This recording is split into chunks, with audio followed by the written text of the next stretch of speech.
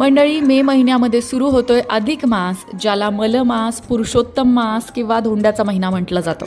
आणि या महिन्यामध्ये विवाह, मौंजी बंधन, गृहप्रवेश, बारसं यासारखी मंगल कार्य केली जात नाहीत. पण मग हा जो अधिक मास आहे तो नक्की किती तारखेला सुरू होतोय आणि किती तारखेपर्यंत असणार आहे? कोणती कार्य या महिन्यात केलेली चालतात आणि कोणती कार्य केलेली चालत नाही, याबद्दल जरा सविस्तर जाणून घेऊ.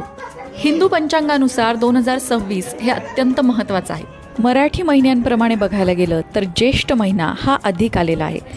म्हणजे यंदा 2 ज्येष्ठ महिने आलेले आहेत असं आपण म्हणू शकतो. कारण यावर्षी आलेला आहे अधिक मास.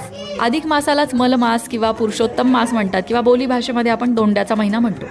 हा काळ धार्मिक आणि आध्यात्मिक दृष्टिकोनातून फार महत्त्वाचा मानला जातो. या महिन्यामध्ये मी सुरुवातीला म्हटलं तसं लग्न किंवा मुंज, गृहप्रवेश, बारसं यासारखी कुठलीही मंगल कार्य केली जात नाही. पण मग या महिन्यात काय करावं? पूजापाठ